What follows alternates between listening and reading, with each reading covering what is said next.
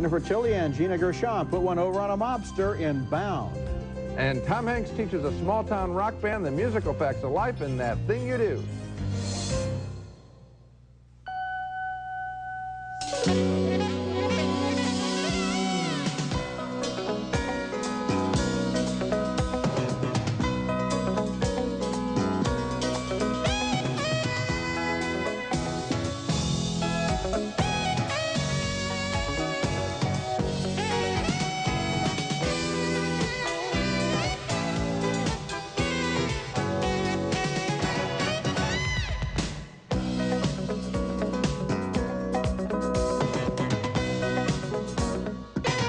That Thing You Do is the fastest rising single in the history of the Playtone label. As of tomorrow morning, you wonders, you've got the #7 record in the country.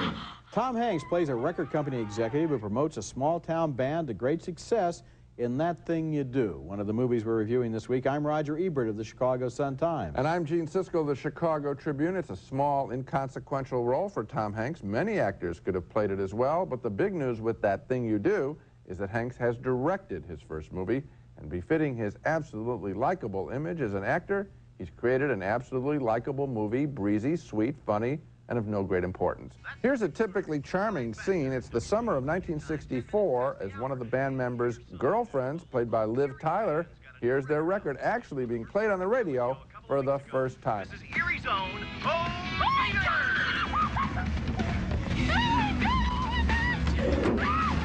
That leads to the introduction of Tom Hanks's character, who does his best to take the band out of Pennsylvania and on the road to great success. If he likes what he hears, he's going to play That Thing You Do tomorrow morning with 50,000 watts behind it.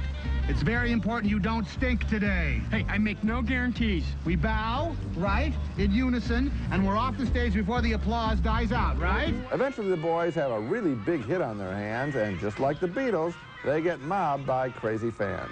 Hey, hold it! She's with us! Hey!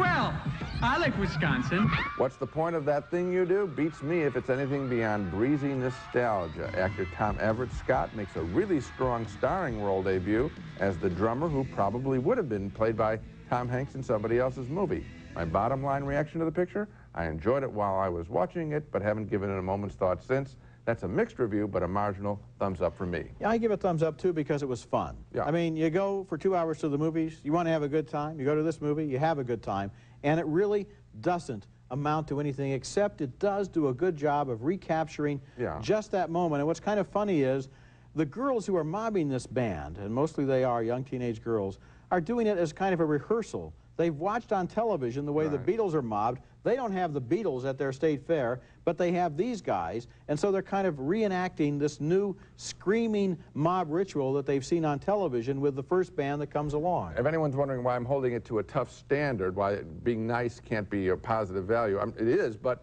it is Tom Hanks's picture. He's a big name. He's his top star in the world today, I think, at some level, and so you want to say, okay, here's your first crack at it.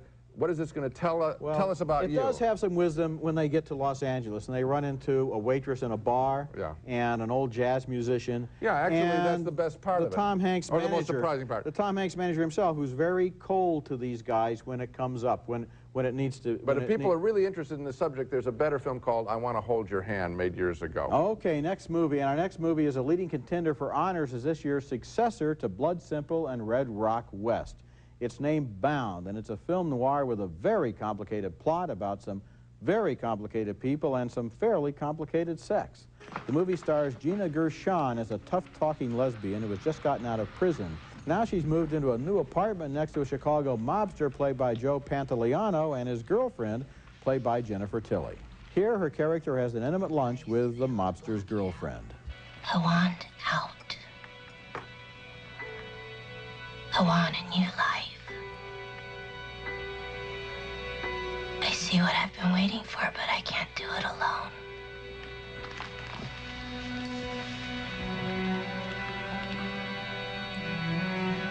I need your help, Corky.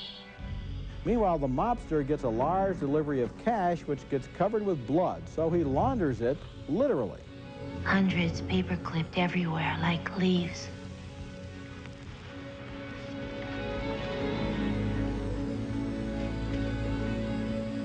Then one by one, he ironed all of it. The two women cook up a plan to outsmart the hood and steal the money. I'm gonna need something to fill the case. Hide it near the desk. And at that point, there's no turning back. The plot in Bound is incredibly ingenious, but we follow it every step of the way, and there aren't any loopholes, and for the last half hour, we're in that enjoyable movie state of constant apprehension. A million things can go wrong, and the lives of the women are in constant danger. Bound is pure filmmaking, scary, funny, sexy, and horrifying. Absolutely true, and I think what these directors have, the Wachowski brothers, is an impeccable sense of timing. Yes.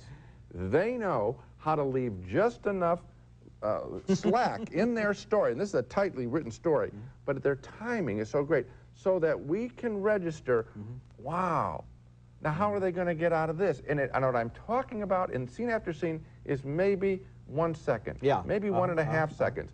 It's placed there for us to get hooked, and we're hooked and hooked all the way through. And you said sexy, and I want to talk about Gina Gershon. Okay, because she's good, really hot in every sense of what she's supposed to do, and she's dangerous and exciting, and she was the best thing in that Showgirls picture, which was so terrible. Yes, she was, and she really lives up to an excellent role here. She's terrific here, and it's like the Marx Brothers in that movie where they're running in and out of each other's hotel rooms. If the Marx Brothers had great bodies. It's like blood-soaked slapstick in a way, and the movie is just terrific. It's very well done. Coming up next, Liam Neeson playing a different kind of hero. This time he's a revolutionary leader in Ireland, Michael Collins. I can't hear you! Who'll take my place? Will they shut you up? Good, if you will, call me a traitor, if you will. But please, let's save the country. That's Liam Neeson as the long-buried and perhaps forgotten Irish revolutionary leader Michael Collins in the film of the same name, directed by Neil Jordan of the Crying Game fame. This picture, Michael Collins, is a look back at the beginnings of the now controversial Irish Republican Army. Here we meet the revolutionary Michael Collins, played by Liam Neeson, who after being released from prison in 1918, argues that the Irish must become more militant. Our friends in the Royal Irish Constabulary would like to shut me up. Jail me again. Shoot me. Who knows? And I'd like you to send them a message.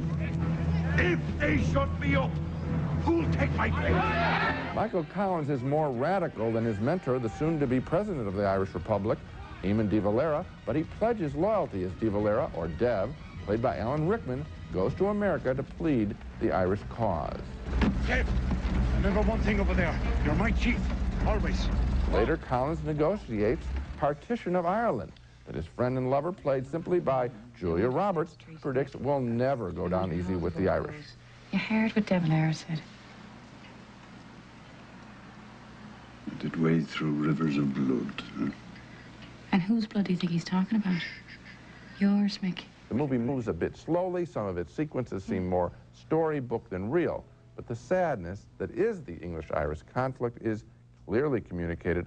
A marginal thumbs up from me for Michael Collins. What surprised me is how negative a portrait the film paints of De Valera, who later on was considered to be a great patriot, and is seen here as a very petty man who sends Collins to negotiate a truce that he knows is going to reflect badly on Collins. And then when Collins comes back and tries to tell the Irish people, this is the best we can do, let the bloodshed end, he walks out of the assembly, De Valera does, on a matter of some inconsequential language, and dooms Ireland essentially to another half-century of conflict. When we grew up, de Valera was a hero. Was a hero, and the IRA was in retirement, but now it's all started all over again. And what this picture shows in the person of Michael Collins is one person within the IRA who was able to first fight, then to negotiate peace, and then to see a way ahead that might have worked. So it shows a great missed opportunity in history. Well, also, I think it's very strong on what people would say, you know, you can't fire back. Yeah. But at the beginning of this, when he makes that decision, this most radical of moves, the film argues quite convincingly for it being justified. And I thought that was rather bold, too. Okay, when we come back, Matthew Broderick stars in the story of young love and great physics in Infinity.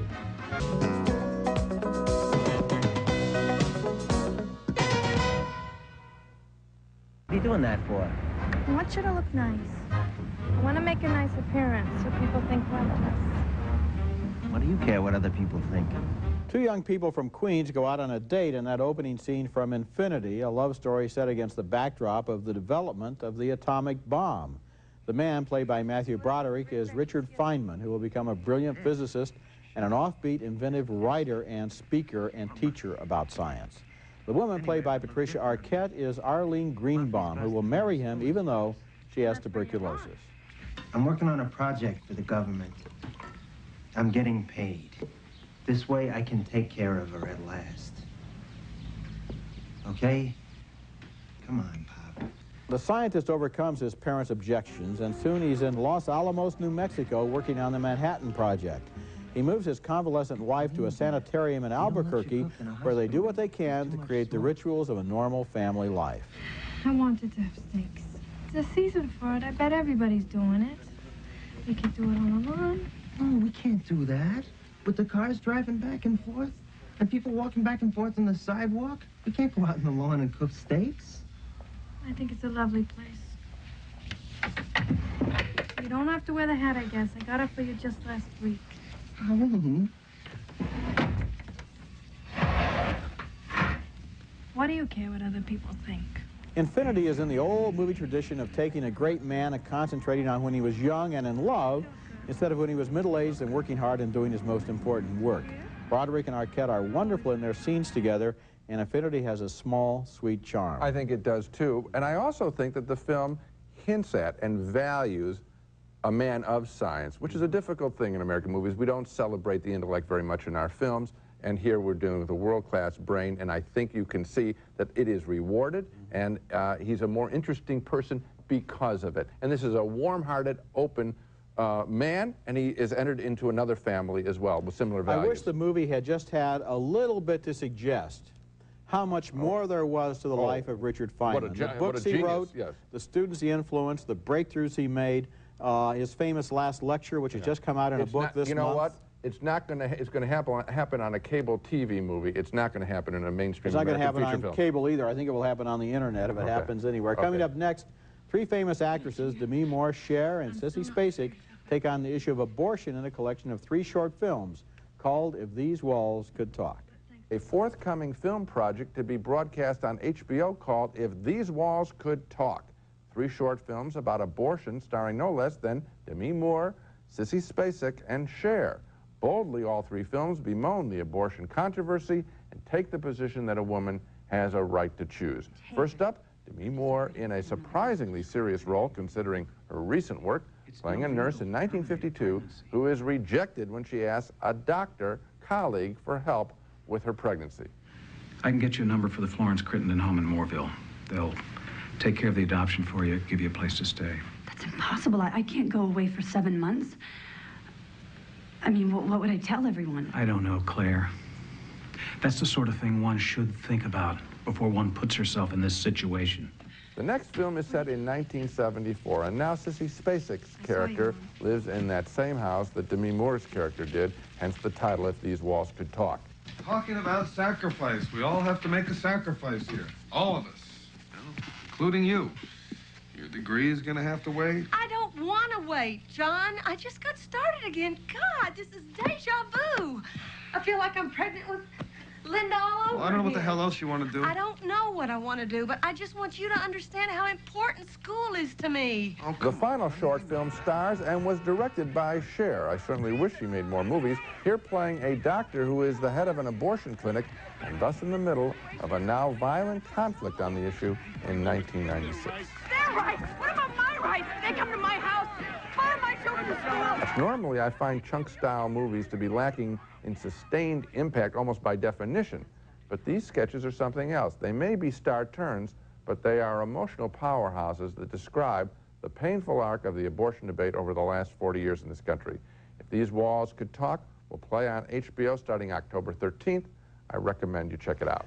I recommend people check it out too, Gene, but I think that afterwards I would like to have a long talk with the people I saw it with about the decisions made in each one of these three stories, because of course dramatically the decks are stacked in order to bring us around to the conclusion reached by or forced upon each of these three women, and therefore it's not necessarily as relevant to the larger issue as it might be. In other words, you can see how this woman's story or this woman's story turned out this way or that way, but you don't want to necessarily generalize from that, which is the danger with the movie. Well, you're not going to answer some of the tough questions. No. With one individual film, maybe you would have had the debate, but you could only have that debate, again, if you think about it, in a 1996 story. Yes, you couldn't have had the debate when the movie starts with a Demi Moore character, and the movie is useful because it gives some historical perspective. Exactly, that's what I like. And because it encourages people to think about an issue in other than completely ideological Exactly, terms. you can understand where people literally are coming from.